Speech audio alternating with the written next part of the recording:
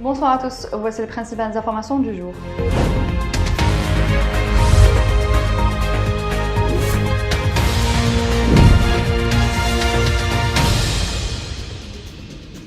Le président de la République Abdelmadjid Tebboune a reçu ce lundi une communication téléphonique de son homologue russe Vladimir Poutine, indique un communiqué de la présidence de la République.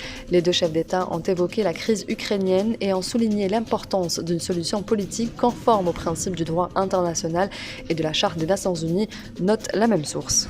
On peut dire que la pandémie du Covid-19 est derrière nous et que le virus est vaincu.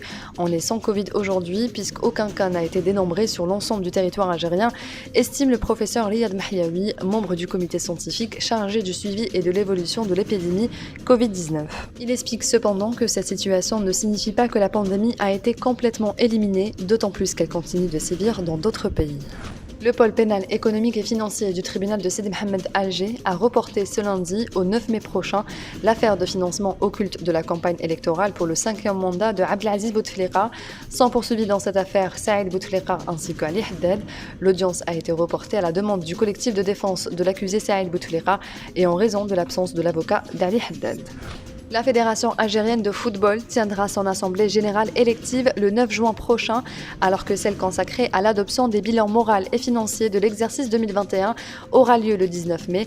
Les deux assemblées générales seront précédées par une assemblée générale extraordinaire prévue le 12 mai, consacrée à la mise en conformité des statuts de la FAF, précise la même source. La 34e et dernière journée du championnat de Ligue 1 professionnelle de football, marquant la fin de la saison 2021-2022, se jouera le vendredi 10 juin, a annoncé le président de la Fédération algérienne Amara Sharafeddine.